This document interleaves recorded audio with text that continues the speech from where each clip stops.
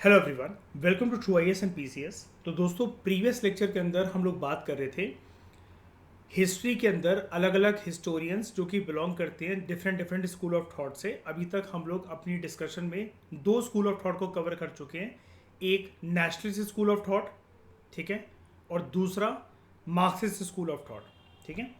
इस लेक्चर में हम थोड़ी सी बात करेंगे एक स्कूल ऑफ थॉट तो नहीं, लेकिन पॉलिटिकल एजेंडा को हवा देने के लिए कुछ हिस्टोरियंस हैं जो कि काउंट मतलब दूसरे हिस्टोरियंस का ये कहना है कि ये हिस्टोरियंस ऐसी बातें इसलिए करते हैं क्योंकि इनको अपना कम्युनल एजेंडा जो है उसके माध्यम से अपना पॉलिटिकल उल्लू सीधा करना है। इसका मतलब क्या है कि वो कुछ हिस्ट्री के फैक्ट्स को डिस्टॉर्ट करते हुए या फिर उसके अंदर सिर्फ एक नैरो पर्सपेक्टिव से बात करते हुए ऐसा मैसेज देना चाहते हैं, ऐसा ज्ञान फैलाना चाहते हैं समाज के अंदर जिससे उनको राजनीति के अंदर फायदा मिले। तो ये लोग कौन है? तो यहां पर हम लोग दोस्तों बात करने जा रहे हैं इस लेक्चर के अंदर राइट विंग पॉलिटिक्स की। तो सबसे पहले दोस्तों क्या है, रिसेंटली कुछ सालों के अंदर जो ये राइट विंग पॉलिटिक्स है हमारे देश के अंदर ही, अगर हम लोग बात करें, भारत के अंदर ही हम लोग बात करें, तो ये काफ़ी अपने चरम सीमा पर है, या फिर आप ये कह सकते हैं कि पॉलिटिक्स के अंदर इसने एंट्री कर ली है। सबसे पहले तो दोस्तों देखो, आपको पीएसआईआर के पर्सपेक्टिव से और इस लेक्चर को समझने के लिए आपको ये समझना पड़ेगा कि राइट विंग पॉलिटिक्स होता क्या। देखो, जो राइट विंग पॉलिटिक्स होती है ना, जब हम लोग बात करते हैं ये राइट विंग पॉलिटिक्स के बारे में, तो यहाँ पर इसके साथ जुड़ी हुई तीन चार चीज़ें होती हैं जो कि आपको जाननी पड़ेंगी। नंबर वन बात तो ये है, जो राइट विंग पॉलिटिक्स के जो सपोर्टर होते हैं या फिर ये जो राइट विंग आइडियोलॉजीज से जो बिलोंग करते हैं, ऐसे लोगों का ये मानना रहता है they are hard believers of social conservatism. और कंजर्वेटिव पर्सन कौन होता है? जो सोशल चेंजेस को इनवाइट करता है या फिर नहीं करता है? नहीं करता है। यानी कि आप यहां पर चाहो तो ये लाइन लिख सकते हो, सच राइट विंग पॉलिटिशियंस या फिर ideologist are against any kind of social change. ये सामाजिक परिवर्तन नहीं लाना चाहते हैं, ठीक है। इनका ये मानना है, राइट विंग आइडियोलॉजिस्ट का ये मानना होता है कि समाज में ये जो सोशल ऑर्डर्स होते हैं ना, या फिर अगर आप इसको कहो जो सोशल हिरार्कीज होती हैं, कुछ लोग ऊपर हैं कुछ लोग नीचे हैं, जो सोसाइटी के अंदर स्ट्रेटिफिकेशन होता है, इनका ये मानना है कि ये चीज ना जस्टिफाइड है, ये चीज सही है। क्यों सही है भाई? तो राइट विंग आइडियोलॉजीज के हिसाब से उनका यह मानना है कि आप इतिहास के पन्ने उठाकर देख लो, आप प्रेजेंट टाइम को देख लो, किसी भी कंट्री को देख लो, उस कंट्री के इतिहास को देख लो, समाज के अंदर लोग अलग अलग तबके पर, अलग अलग स्टैक्स में, अलग अलग लेडर पर होते हैं। और ये चीज राइट विंग पॉलिटिक्स वाले मानते हैं इट इज इनएविटेबल, यानी कि अनअवॉइडेबल है, और कहते हैं ये बिल्कुल नेचुरल है, बिल्कुल नॉर्मल सी बात है, और डिजायरेबल भी है, होना भी चाहिए। इनकी थिंकिंग कुछ इस कदर जाती है कि समाज में अगर सब लोगों के पास लैम्बोर्गिनी और फरारी आ जाएगी तो सब्जी कौन बेचेगा, बाल कौन काटेगा, जूता कौन पॉलिश करेगा? ऐसे लोग भी होने चाहिए। ऐसी थिंकिंग लेकर चलते हैं, और ये कहते हैं बिल्कुल नेचुरल है, ऑब्वियस है। कभी कोई ऐसा समाज नहीं होता, कभी कोई ऐसे समाज जो होता है उसके अंदर कभी कोई ऐसे समाज का निर्माण हो नहीं सकता कि जहां पर सारे लोग एक ही लेवल पर, एक ही तबके के लेवल पर आ जाए। डिविजन्स जो है वो इनएविटेबल है, अनअवॉइडेबल है, नेचुरल है, बिल्कुल प्राकृतिक है, it is very normal and desirable, होना भी चाहिए। इनका ही मानना है, जो मैं कह रहा हूं डिजायरेबल होना भी चाहिए, इनका मानना है ये, ठीक है। और ये लोग सपोर्ट इस बात को किन ग्राउंड्स पर करते हैं? जो इतनी बड़ी बड़ी बातें कर रहे हैं कि हाँ सोशल डिवीजन होनी चाहिए, समाज में किसी प्रकार का जो चीज़ें चली आ रही है उसके अंदर परिवर्तन नहीं होना चाहिए, they are against any kind of social change. तो ये किस बेसिस पर कहते हैं कि ये सोशल हायरार्की, सोशल ऑर्डर जो है ये ऐसा होना चाहिए, लोगों के अंदर डिवीजन होनी चाहिए, और ऐसी कोई भी सामाजिक व्यवस्था के अंदर किसी भी प्रकार का परिवर्तन नहीं आना चाहिए? ये बातों को सपोर्ट करते हैं on the principles of natural law. इनका कहना है कि प्रकृति ने सबको ऐसा बनाया है, पूरी व्यवस्था, पूरा सिस्टम ऐसा बना रखा है कुदरत ने, यूनिवर्स ने, कि कभी भी हर कोई बंदा बंदी हर एक एस्पेक्ट पे इक्वल हो ही नहीं सकते। फिर ये कुछ इकोनॉमिक प्रिंसिपल्स को देखते हैं, उसका हवाला देते हैं कि हैव्स एंड हैव नॉट्स का फर्क तो बट ऑब्वियस ही बात है, हर कोई सेम लेवल का पैसा नहीं कमा सकता, इसलिए सेम लेवल की लाइफस्टाइल वो नहीं गुजार सकता। फिर इनका ये मानना है कि कुछ लोगों को अथॉरिटी में रहना पड़ेगा, कुछ लोग होंगे रूलर्स होंगे, और कुछ लोग होंगे they will be ruled by the rulers. फिर इनका ये मानना है जो मूवेबल और इमूवेबल प्रॉपर्टी है वो सबके पास एक जैसी नहीं हो सकती। धर्म का हवाला भी देते हैं, बायोलॉजी की बात भी करते हैं, और ट्रेडिशंस के बेसिस पर ये कहते हैं सोशल डिविजन जो है वो जस्टिफिएबल है, वो जस्टिफाइड है, वो इनएविटेबल है, वो नेचुरल है, वो नॉर्मल है, वो डिजायरेबल है। अच्छा, करेंटली मुझे कोई आप ये चीज़ें ना आपको पीएसआईआर में भी आएंगी, ठीक है, राइट विंग पॉलिटिक्स और ये सब आपको जानना चाहिए।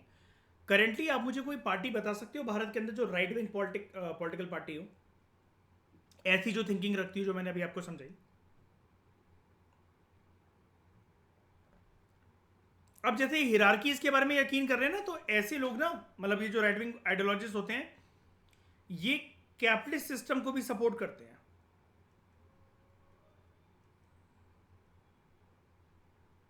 कैपिटलिस्ट सिस्टम को भी सपोर्ट करते हैं, पूंजीवादी व्यक्ति को भी सपोर्ट करा जाता है। तो बताओ मुझे कोई अगर ऐसी पार्टी है तो करेंटली भारत के अंदर?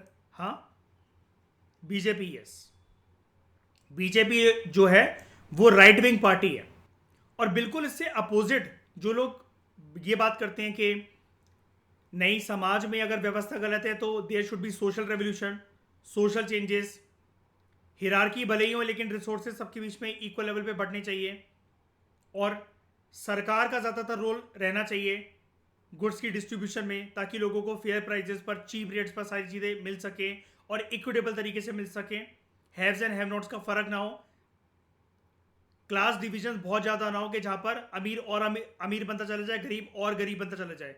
वर्कर्स के बारे में हमें सोचना है, vulnerable section of the society के बारे में सोचना है, marginal section of the society के बारे में सोचना है। तो ऐसे लोग कौन हो जाएंगे? ये अगर राइट विंग है तो ऐसी जो मैंने आपको बातें बताई इससे बिल्कुल अपोजिट ऐसे लोग कौन हो जाएंगे? Left wing. और लेफ्ट विंग कोई पार्टीज बताओ जरा मुझे ठकुराइन भारत के अंदर। कांग्रेस इज लेफ्ट विंग, और आम आदमी पार्टी, और सीपीआई और सीपीआईएम भी, ठीक है, कम्युनिस्ट पार्टी ऑफ इंडिया और communist party of India Marxist. तो रिसेंट ईयर्स में जब से ये राइट विंग पॉलिटिक्स जो है भारत की राजनीति में, भारत के पॉलिटिकल ग्राउंड में हमें देखने को मिली है, तो हिस्ट्री के डोमेन में भी राइट विंग इंटरप्रिटेशन जो है वो छाने लगी हैं, specially with regard too early Indian past.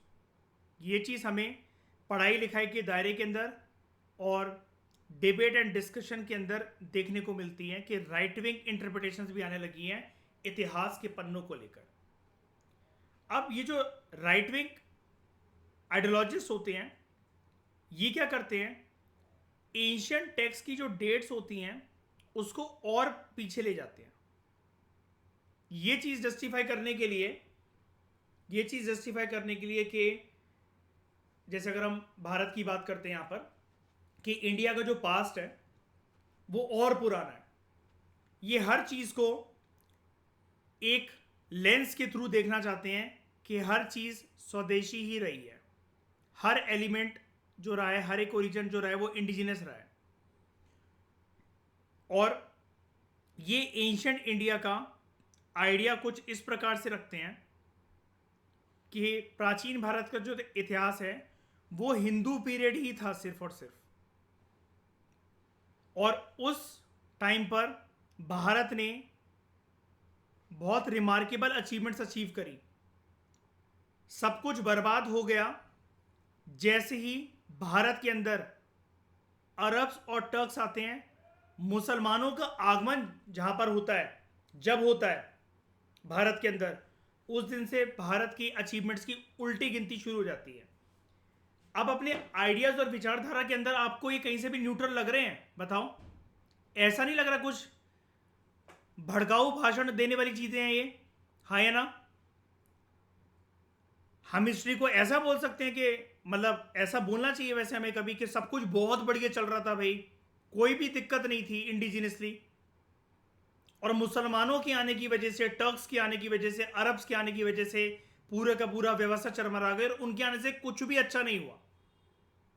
जब आप हिस्ट्री पढ़ते हो मॉडर्न इंडिया, या फिर आपने इकोनॉमिक्स का जब फर्स्ट चैप्टर पढ़ा था क्लास 11th की एनसीईआरटी का, Indian economy on the eve of independence, उस चैप्टर को भी वाइंड अप करते हुए याद होगा आप सभी को, प्राची, हमने ये वाली बात भी करी थी कि पॉजिटिव कॉन्ट्रीब्यूशंस क्या थे ब्रिटिशर्स के। उन्होंने रोडवेज बनाए, रेलवेज बनाए। पहली ट्रेन याद है वो डायग्राम जो उसके अंदर दे रखा है, एक इमेज बन रखी है, बॉम्बे से लेकर थाने तक 1852 में पहली ट्रेन चली है ना। प्लांटेशन एग्रीकल्चर वगैरह इन्होंने स्टार्ट करे, टेरेस फार्मिंग स्टार्ट करी, टी एंड कॉफी फार्मिंग जो असम में होती है, साउथ इंडिया में होती है, वो इन्होंने स्टार्ट करी। तो किसी के आने से ऐसा हो सकता है क्या कि कभी भी किसी भी फील्ड में, कल्चर डेवलपमेंट की फील्ड में, इंफ्रास्ट्रक्चर की फील्ड में, कभी भी कोई पॉजिटिव कंट्रीब्यूशन हमें देखने को ना मिले अगर हम इतिहास की तरफ अपना रुख मोड़े तो? और क्या ये कहना ठीक है क्या कि अरब्स और टर्क्स के आने से पहले जो पूरा का पूरा जो टाइम पीरियड है वो हिंदू पीरियड था? पहली बात तो ये है, आप भी इतने मेच्योर हो, आप भी ये सब जानते हो, क्या हिंदू वर्ड शुरू शुरू में इतिहास के पन्नों में धर्म के साथ एसोसिएटेड टर्म था क्या ये? और सारे लोग क्या शिव जी की, माँ दुर्गा की, विष्णु जी की, इन्हीं की आराधना कर रहे थे क्या?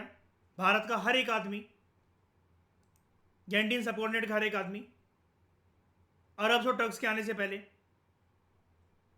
नहीं ना। तो ये जो पर्सपेक्टिव्स हैं, राइटर यहां पर आपको खुद बोल्ड तरीके से बोल रहे हैं, बिना किसी हिचकिचाहट के, कि these are frequently connected with communal agendas. ऐसी बातों को करने का मतलब सिर्फ और सिर्फ कम्युनल एजेंडा होता है, हेट्रेड फैलाना होता है। यानी कि देखो, लास्ट लेक्चर में मैंने आपको जो बात बताई वो पढ़ी लिखी बातें थी, नेशनलिस्ट स्कॉलर जो बोल रहे हैं, जो मार्क्सिस्ट स्कॉलर्स बोल रहे हैं।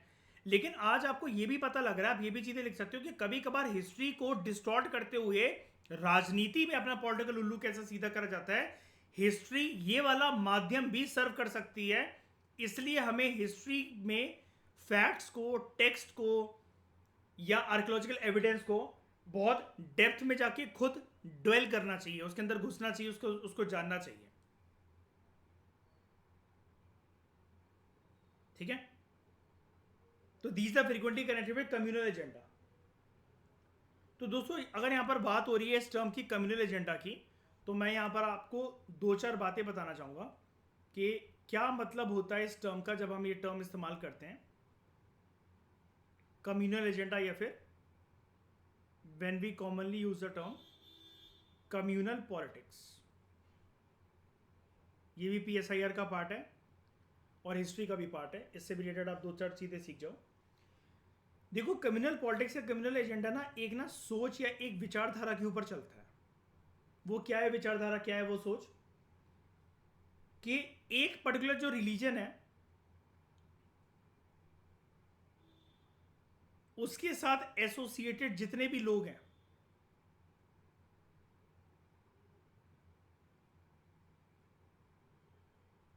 ये मिलकर बनाते हैं एक कम्युनिटी।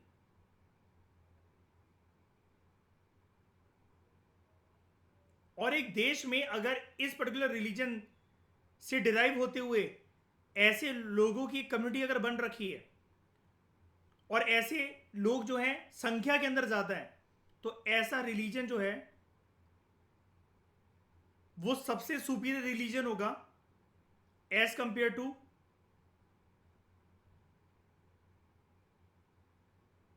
अदर रिलीजन्स जो कि उस कंट्री, उस लैंड के अंदर प्रिवेल कर रहे हैं।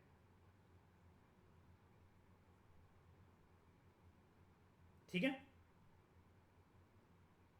और कम्युनल पॉलिटिक्स का ये भी मानना है, एक तो इनकी बिलीफ है, एक इनकी कोर बिलीफ भी होती है। जो कम्युनल पॉलिटिक्स या कम्युनल एजेंडा को फैलाते हैं, उनकी कोर बिलीफ एक कट्टर विचारधारा क्या होती है कि धर्म ही सिर्फ वो माध्यम है, धर्म ही सिर्फ वो माध्यम है, religion is the only basis, religion is the only basis of forming a community, of forming a community. अब आप मुझे बताओ, धर्म के बेसिस पे ये कम्युनिटी बनती है क्या? सिर्फ धर्म ही माध्यम है कम्युनिटी बनाने का, ओनली फैक्टर नहीं ना, तभी तो उसको कम्युनल एजेंडा बोला जा रहा है। क्या ये सारी की सारी बातें काफी है क्या समाज में किसी भी प्रकार का हेट्रेड या फिर वॉयलेंस को पनाह या बढ़ावा देने के लिए? बताओ। बिल्कुल। तभी हम कहते हैं कम्युनल पॉलिटिक्स, कम्युनल वॉयलेंस और कम्युनल हेट्रेड। ठीक है। तो ये जो पर्सपेक्टिव्स हैं राइट विंग पॉलिटिक्स के, कम्युनल एजेंडास के साथ कनेक्टेड है। राइटर बिल्कुल साफ शब्दों में आपको बोल रहे हैं। ठीक है। और क्यों है ये ऐसे कम्युनल एजेंडा फैलाने का काम क्यों करते हैं? Because they tend to ignore जो भारत के प्राचीन भारत के इतिहास के साथ जुड़ी जो कॉम्प्लेक्सिटीज है, इनमें इनकी बातें फिट नहीं होती हैं। अब ये जो राइट विंग पॉलिटिक्स वाले जो होते हैं या फिर जिनका मकसद होता है कम्युनल एजेंडा फैलाना, जब ये ऐसी बातें करते हैं कि भारत का प्राचीन भारत का इतिहास हिंदू पीरियड के साथ जुड़ा हुआ है, सब कुछ बर्बाद हो गया जब से मुसलमान शासक भारत के अंदर घुसे थे, तो ये सर्च कर रहे हैं अपने वर्क में, अपनी आर्ग्यूमेंट्स में प्योर ओरिजिन को, कि भारत के लोग तो जो हैं वो प्योर ओरिजिन के लोग थे, इंडिजिनसली जो लोग हैं उनका साफ खून था बिल्कुल। ठीक है। लेकिन वो ये भूल जाते हैं भारत के अंदर कभी भी अगर कोई इन्वेजन मान लो हुई भी है, इन्वेजन के बाद तहस नहस हुई है, मान लिया, एक्सेप्ट कर लिया, लेकिन बहुत बार हमें माइग्रेशन भी तो देखने को मिली है जो कि इन्वेजन नहीं होती है, या फिर इन्वेजन होने के बाद बहुत सारे लोगों ने दूसरे कंट्री से, दूसरे दुनिया के कोनों से जो लोग हमारे देश में आ रहे थे उनके साथ हम लोग मिक्सअप भी तो हुए हैं, और उनका कल्चर और अपना कल्चर का एमेलगेमेशन, कन्फ्लुएंस करते हुए, मिक्सचर बनाते हुए हमने एक नई कल्चरल आइडेंटिटी और नए कल्चरल ट्रेडिशन को एक्सेप्ट भी तो करा है। And they have important parts of human history from the early times. और इंडियन सबकॉन्टिनेंट इस चीज़ के लिए कोई एक्सेप्शन नहीं है कि भारत के इंडियन सबकॉन्टिनेंट के अंदर, भारत के अंदर, भारत के आसपास के जो मुल्क हैं, जब वो इंडियन सबकॉन्टिनेंट हुआ करता था, पहले कोई बाउंड्री नहीं थी, तो आपको वहाँ पर मिक्सचर, माइग्रेशन और कल्चरल कन्फ्यूज हमेशा देखने को मिला है, जो कि राइट विंग आइडियोलॉजीज की डिबेट से दूर रहता है, वो परे रहता है। उनका ये मानना है कि नहीं, सब कुछ ओरिजिनली था, कोई नहीं आता था यहाँ पर, हम लोग आपस में ही शादियां करते थे, सारा कल्चर यहीं का था, और सारी चीज़ें बर्बाद कर दी जब से मुसलमान भारत के अंदर एंटर हुए थे बहुत साल पहले।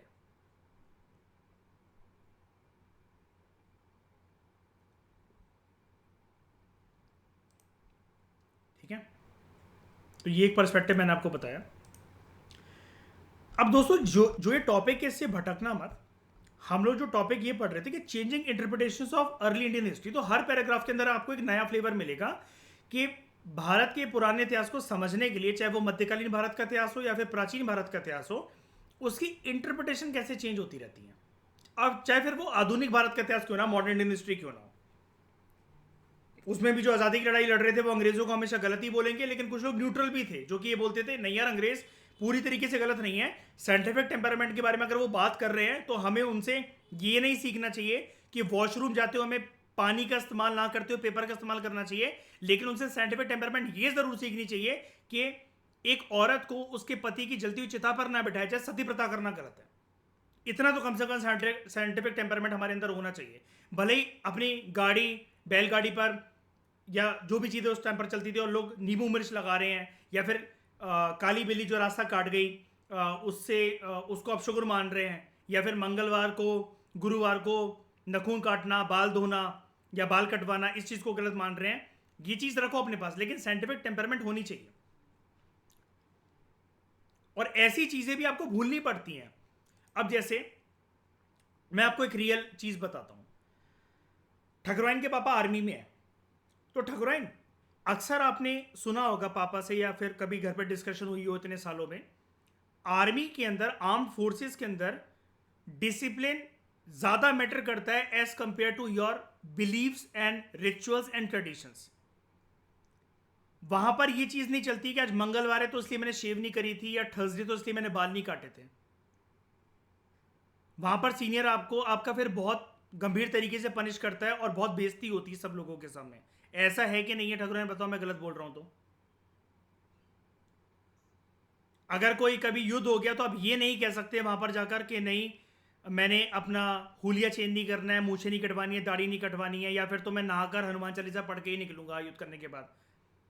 वहां पर अगर किसी ने ऑर्डर दिया है तो वो ऑर्डर को पहले माना जाता है, बाद में उसकी एनालिसिस करी जाती है कितना एथिकल और अनएथिकल ऑर्डर था। एम आई राइट ठाकुराइन? सीनियर का ऑर्डर सर आंखों पर होता है। शूट अगर किसी करने को बोल दिया किसी को भी सीनियर ने, तो पहले गोली चलाओगे आप, उसके बाद सोचोगे कि सही गोली चलाई कि नहीं चलाई, राइट? है ना?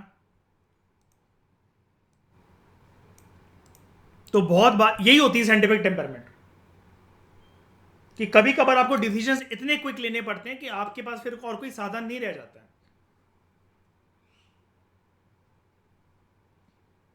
ठीक है? तो जो इंटरप्रिटेशन जो चेंज होती है हिस्ट्री की, जैसा कि ये हमारा जो कोर टॉपिक है जिसको हम पढ़ रहे हैं, अब हमने पॉलिटिकल आइडियोलॉजिस्ट और आइडियोलॉजीज की बातें तो कर ली, हमने नेशनल पर्सपेक्टिव की बात कर ली, मार्क्सिस्ट हिस्टोरियंस को देख लिया, और हम इनको हिस्टोरियंस नहीं कहेंगे, राइट विंग कोई हिस्टोरियंस नहीं होते हैं, ठीक है? राइट विंग आइडियोलॉजी रखने वाले कोई लोग होते हैं जो कि हिस्ट्री को डिस्टॉर्ट करते हैं। हाँ, ये वर्ड और यहाँ पर आप लिख सकते हो कि हिस्ट्री को बेसिकली डिस्टॉर्ट करने का काम करते हैं। और क्यों करते हैं इनका? क्योंकि एम या फिर जो इनका एजेंडा होता है वो होता है कम्युनल एजेंडा, कम्युनल हेट्रेड या फिर कम्युनल पॉलिटिक्स को बढ़ावा देना, ताकि इनको राजनीति में फायदा मिल सके। ठीक है, आगे बात करते हैं। राइटर अब आपको ये बताने जा रहे हैं यहाँ पर, ये सिर्फ भारत की दिक्कत नहीं है। आप ये सोचो कि भारत के अंदर ये राजनीतिक बातें ऐसी चलती रहती हैं, हिस्ट्री को डिस्टॉर्ट करने की बातें चलती रहती है। ये दुनिया के बहुत सारे देशों में उनके इतिहास से जुड़ी बातों को डिस्टॉर्ट करना किसी ना किसी आइडियोलॉजी या बिलीफ रखने वाले हिस्टोरियंस का काम होता है। राइटर अब आपको ये बताने जा रहे हैं। तो पॉलिटिकल आइडियोलॉजीज का इन्फ्लुएंस जो होता है इतिहास के पन्नों को पलटने में, उनको इंटरप्रेट करने में, स्पेशली पास्ट का जो इतिहास होता है, बहुत दूर पुराना प्राचीन इतिहास, ये सिर्फ राइटर आपको कह रहे हैं सिर्फ इंडिया की दिक्कत नहीं है ये, ठीक है? ये और सारे मुल्कों की दिक्कत है। लाइक हम एक स्टडी लेते हैं श्रीलंका की। श्रीलंका के अंदर क्या है आपको पता है कि लॉन्ग ड्रॉन उनकी हिस्ट्री रही है एथनिक कन्फ्लिक्ट की, जहां पर सिनालीज और तमिलियंस आपस में लड़ते रहते हैं। आज आपको यह पता लग रहा है देखो कि सिनालीज अपने आप को मानते हैं आर्यवर्ती, प्योर आर्यन रेस के लोग मानते हैं, और जो तमिलियंस हैं वो द्राविडियंस हैं। ठीक है, कि वो भारत के दक्षिण कोने से वहां पर जाकर माइग्रेट कर गए थे और रिसोर्सेस पर कब्जा करना चाहते थे, जो कि इंडिजिनियस आर्यन सिन्हालीज कम्युनिटीज को पसंद नहीं आता। ठीक है, तो यहां पर ये एथनिक कन्फ्लिक्ट जो है ये देखा गया है। अब यहां पर एथनिसिटी के बारे में मैं आपको पास में बता चुका हूं। एथनिसिटी बेसिकली एक shared language, culture, custom, tradition या हिस्ट्री जब कोई लोग शेयर करते हैं तो वो एथनिसिटी कहलाती है। तो सिन्हालीज का ये मानना है कि श्रीलंका के अंदर ओरिजिनली हमारा ही लैंग्वेज, कल्चर, कस्टम, ट्रेडिशन और रिलीजन कॉमन है हम सबका। ये बाहर से आ गए हैं, ये आउटसाइडर्स हैं, द्रविडियंस या तमिलियंस जिनको आप कह लो, ये एलियन है, और इनकी नज़रें, इनका मकसद हमारे रिसोर्सेज पर, हमारी लोकल जॉब्स पर कब्जा करना है।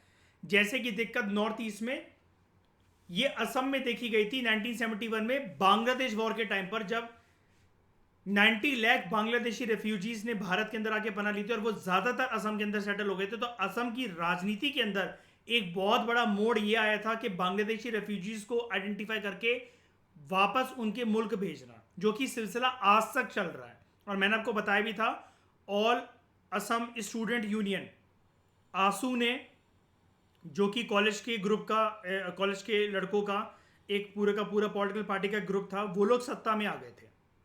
ठीक है, सिर्फ इस एजेंडा से कि अगर हमें, आप असम के लोगों से उन्होंने कहा अगर आप हमें जिताते हो, वोट देते हो, तो हम जो है पूरी कोशिश करेंगे कि बांग्लादेशी रेफ्यूजीज को आइडेंटिफाई करके हम भेजें बांग्लादेश वापस असम से। और असम के लोगों की दिक्कत क्या थी, वो लोकल जॉब्स ले रहे हैं, रिसोर्सेज ले रहे हैं। एथनिसिटी का जनरली यही होता है, जब भी एथनिक क्लैशेस होते हैं ना, तो हमेशा एक कम्युनिटी के लोग अपनी हिस्ट्री को कॉमन तरीके से एक धागे के अंदर पिरोते हुए देखते हैं कि हमारा बहुत लंबा इतिहास है जिसमें हम सारे लोग common language, culture, custom, tradition, rituals, religion share करते हैं। और ये बाहर के लोग हैं जो आ गए हमारे देश में बसने। यही एथनिक कन्फ्लिक्ट का रूप वॉर की फॉर्म में इजराइल और पैलेस्टीनियंस के बीच में भी चल रहा है। यही चीज श्रीलंका में भी फिटनेस है। और यही चीज अगर हम भारत के अंदर बात करें तो असम या फिर नॉर्थ ईस्ट की जो राजनीति है वहां पर देखने को हमें ये मिलता है।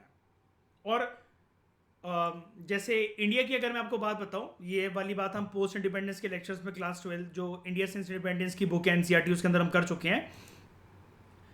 इन्होंने ये बोला था, जैसे ये स्टूडेंट यूनियन का ग्रुप ये कैसे आ गया एकदम से सत्ता पे, क्योंकि इन्होंने ये बोला था लोकल लोगों से कि ये जो करेंटली जो पॉलिटिशियंस हैं वो क्या कर रहे हैं कि अपना पॉलिटिकल उल्लू सीधा करने के लिए, राजनीति में फायदा उठाने के लिए, वो लोग ऐसे लोगों का राशन कार्ड, और उस टाइम पर आधार कार्ड तो नहीं चलता था, राशन कार्ड या फिर इनका जो इलेक्टोरल आइडेंटिटी कार्ड है वो बना रहे हैं, इलेक्शन आईडी कार्ड बना रहे हैं, ताकि ऐसे बांग्लादेशी रेफ्यूजीज को जॉब दे दी जाए, रिसोर्सेज दे दी जाए, उनके रहने की व्यवस्था कर दी जाए, उनको राशन दे दिया जाए, तो वो तो आपकी फिर गुलाम हो जाएंगे।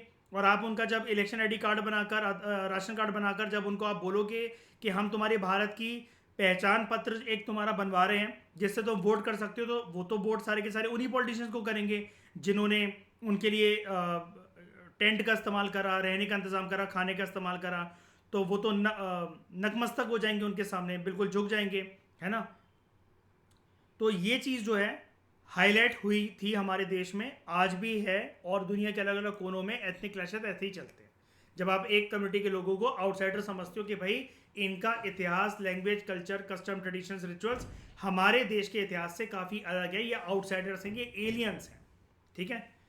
और ये हमारे रिसोर्सेज, हमारे देश में रिसोर्सेज और लोकल जॉब्स को छीनने की कोशिश कर रहे हैं, जिसकी किल्लत हमारे लोकल लोगों को, इंडिजिनस लोगों को खुद है। और ऊपर से ये आके कम रेट्स पर काम करने को मान जा रहे हैं और हमें इनके साथ रिसोर्सेज शेयर करने पड़ेंगे। तब ऐसे दो लोगों के बीच में, कम्युनिटीज के बीच में चलता है डंडा, चलती हैं तलवारें, चलती है बंदूकें, ठीक है। तो रिसेंट ईयर्स में श्रीलंका के जो हिस्टोरियंस हैं उन्होंने एक चीज को क्वेश्चन करा है, श्रीलंका के हिस्टोरियंस ने एक चीज को क्वेश्चन करा है। वो क्या है कि श्रीलंका में जब भी श्रीलंका के इतिहास को डिकोड करा जाता है तो पाली क्रॉनिकल्स के ऊपर बहुत ज्यादा फोकस करा जाता है। जैसे पाली और प्राकृत लैंग्वेज होते हैं ना, तो जो पाली लैंग्वेज के अंदर जो क्रॉनिकल्स लिखे गए हैं which talks about history of Sri Lanka, उसके ऊपर बहुत रिलाई करा जाता है। तो इन्होंने क्वेश्चन करा है कि हमारे पास कुछ और भी डाइवर्सिफाइड सोर्सेज की स्टडी होनी चाहिए अगर हम अपने देश, आइलैंड मतलब श्रीलंका एक आइलैंड है इसलिए बोला जा रहा है, अगर हम अपने देश के पुराने इतिहास को जानना चाहते हैं। इनकी आवाज ये है कि we need more nuance understanding. Nuance का मतलब होता है एक तरीके से फाइन अंडरस्टैंडिंग। बहुत आप जब डिटेल में जाकर मतलब किसी चीज़ को बाइफरकेट करते हो, फाइन डिस्टिंक्शन, बिल्कुल माइन्यूट तरीके से, वो हमें हमारे पास की डिस्टिंक्शन होनी चाहिए, अंडरस्टैंडिंग होनी चाहिए। हमें ज़्यादा क्रिटिकल रीडिंग की ज़रूरत है टेक्स्ट की, और हमें अपने देश में ढूंढने चाहिए एपिग्राफिक और archaeological evidence. Epigraphy is related to inscriptions which are written on hard surfaces. क्योंकि श्रीलंका की जो हिस्ट्री है ना, आपको पता है वो 2 बुक्स कौन सी हैं जिससे हम श्रीलंका की हिस्ट्री को देख सकते हैं, जान सकते हैं, समझ सकते हैं? बताओ कौन से पाली क्रॉनिकल्स की यहां पर बात हो रही है? चलो हिंट देता हूं, those books are related to Buddhism. Good, good. Dipavamsa and Mahavamsa, है ना, वही तो चीज़ है फाइक हमारे पास बुद्ध श्रीलंका की हिस्ट्री को रिकंस्ट्रक्ट करने के लिए। हालांकि वो बुद्धिस्ट बुक्स हैं कि मतलब उसका देखो, जो मेन थीम है वो तो यही है कि गौतम बुद्ध गए थे श्रीलंका बोट से एक बारी, ऐसा माना जाता है, और वहाँ पर बुद्धिज़्म प्रचलित हुआ और बुद्धिस्ट मंक्स ने ये सब चीज़ें वहाँ पर बुद्धिज़्म से रिलेटेड मेडिटेशन एनलाइटनमेंट की सारी चीज़ें, सारा ज्ञान जो है वो लोगों तक जो है वो फैलाया, ठीक है। लेकिन दीपा वमसा महावमसा के अंदर बहुत कम लोग ये जानते हैं, बहुत कम स्टूडेंट ये जानते हैं कि श्रीलंका की लोकल हिस्ट्री के बारे में भी, लोकल जोग्राफी, इकोनॉमी या जो भी व्यवस्था चलती थी उसके बारे में भी गिवन है। तो ये श्रीलंका के हिस्टोरियंस राइटर आपको ये बताने कि वो इस टेक्स्ट से, इन चीज़ों से, इन सोर्सेज से थोड़ा सा डेविएट होकर और ज़्यादा बात करना चाहते हैं। वो ये कहते हैं कि इस पर ओवर रिलाई हमें नहीं करना चाहिए, ठीक है। पाकिस्तान और बांग्लादेश के अंदर भी, जैसे ये तो एक श्रीलंका की हमने बात करी, अब पाकिस्तान और बांग्लादेश की अगर हम लोग बात करें, यहाँ पर क्या दिक्कत है इतिहास के पन्नों को खंगालने से। नेशनलिज्म और रिलीजन का इम्पैक्ट हमें यहाँ पर इनके इतिहास में देखने को मिलता है, ठीक है। और एक डायलेमा ये आता है जो कि स्कूल की टेक्स्ट बुक्स में बच्चे भी इनकाउंटर करते हैं। यहां पर ऐसी कंट्रीज ये डायलेमा फेस करती हैं, ये लोगों को ये नहीं समझा पाती हैं अपने लोगों को। अब समझाएं तो कैसे समझाएं, बताओ, पाकिस्तान और बांग्लादेश कहां से निकले हैं, ओरिजिनेट कहां से हुए हैं? इंडिया से। बहुत पुराना इतिहास है क्या इनका? नहीं ना। पाकिस्तान का तो ज्यादा पुराना है भी नहीं, 1947। बांग्लादेश को बहुत लेट, बांग्लादेश का तो बहुत लेटेस्ट है, 1971। इससे पहले इसका नाम क्या था? ईस्ट पाकिस्तान। तो ये ना बेसिकली अब क्या है, ये अपनी छवि पोर्ट्रे करना चाहते हैं एज इस्लामिक मुल्क, लेकिन इस्लामिक मुल्क के लिए लोग क्वेश्चन ना करें, या फिर लोगों के दिमाग में जब ये क्वेश्चन आएगा, अगर हम अपने वो टीचर से पूछ लें, कॉलेज में अपने प्रोफेसर से पूछ लें, जो पाकिस्तानी स्टूडेंट्स हैं, बांग्लादेशी स्टूडेंट्स हैं, कि सर जी, मैडम जी, आप हमें ये बताइए कि हम जो इतना इस्लाम इस्लाम इस्लाम या फिर इस्लामिक छवि अपने देश की लेकर चलते हैं, इसका रूट क्या है, क्यों मानते हैं हम इतना इस्लाम को? उनके पास कोई आंसर नहीं, चीज का डायलेमा है, क्योंकि प्री इस्लामिक पास्ट कोई है ही नहीं दोनों कंट्री का। और डायलेमा दोस्तों किस चीज को कहते हैं? ये एक साइकोलॉजी का एक टर्म होता है, ethics, integrity and aptitude, GS paper 4 के अंदर आपको मैं बताऊंगा। हर की स्टडी के अंदर एक डायलेमा होता है जिसको आपको एड्रेस करना पड़ता है। डायलेमा बेसिकली एक ऐसी परिस्थिति होती है जहां पर आपको दो या दो से ज्यादा चीजों के बीच में किसी भी एक चीज को चूज करना पड़ता है, और आप दोनों ही डिसीजंस में अपने कंफ्यूज होते हो कि इसको चूज करा तो शायद से मेरा वो डिसीजन गलत ना हो जाए जिस पे भी मैं अभी हूँ, या फिर जिसको मैं अवॉइड कर रहा हूँ या कर रही हूँ, और अगर दूसरे डिसीजन को मैं चुनूँ या फिर दूसरी चॉइस को मैं चुनूँ तो मेरी पहली वाली चॉइस गलत ना हो जाए। तो बेसिकली जब भी आप एक डिफिकल्ट चॉइस या टफ चॉइस की परिस्थिति में फंस जाते हो, उसको हम लोग कहते हैं डायलेमा। अब यहाँ पर ऐसे कंट्रीज के अंदर डायलेमा क्या है? डायलेमा है हिस्ट्री को रिकंस्ट्रक्ट करने का, और ये बताने का, लोगों को समझाने का कि इस्लाम जो है वो इन देशों की प्रेजेंट आइडेंटिटी है। लेकिन अगर कोई उनसे ये पूछ ले कि इसका कोई रूट तो होगा कि हम अपने देश को इस्लामिक देश बोल रहे हैं, तो टीचरों के पास, वहां के प्रोफेसर्स के पास, वहां के स्टूडेंट्स के पास कोई जवाब नहीं रहता है। और वहां पर फिर हमें एक फेक हिस्ट्री का टेक्स्ट जो है या फिर बातें जो हैं वो कंस्ट्रक्ट करनी पड़ती हैं कि चलो आप लोग मान लो कि हम लोग भारत के पार्ट थे। तो वो लोग ऐसी बातें करते कि मान लो, ठीक है, अब मान क्या लो भाई, थे ही, है ना, कोई शर्म थोड़ी ना उसमें बोलने में। लेकिन वो लोग फिर ऐसी बातें करते कि वेस्ट पाकिस्तान जो हमारा ये पूरा का पूरा एरिया था, मुल्क था, NWFP था, नॉर्थ वेस्ट फ्रंटियर प्रोविंस था, यहाँ पर शुरू से मुसलमान रहे हैं, ठीक है, रहते थे। लेकिन अब आज़ादी की लड़ाई अगर आप देखो, जो भारत के इतिहास में, भारत के इतिहास से जुड़ी हुई है, और इनका इतिहास भारत के इतिहास से जुड़ा हुआ है, तो उसमें क्या ऐसा था क्या कि NWFP में सारे मुसलमान रहते थे? चलो रहते भी थे, लेकिन क्या सबका एजेंडा क्या इस्लाम को प्रोपोगेट करने का था? भाई ये अगर बात भी करें इस चीज़ की, तो NWFP में तो एक बहुत महान लीडर रहता था, खान अब्दुल गफार खान, फ्रंटियर गांधी।